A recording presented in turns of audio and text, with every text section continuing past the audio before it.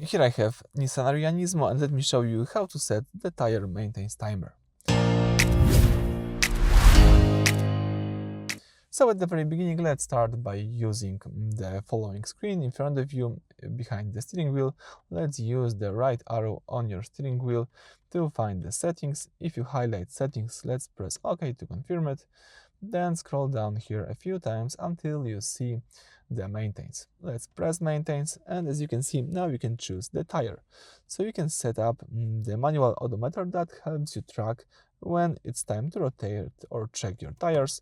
So you can for example, choose the reminder at 1000 kilometers, tap OK to set, and that's it. If you would like to reset this reminder, you can choose the reset option, press OK, and tap yes to confirm it.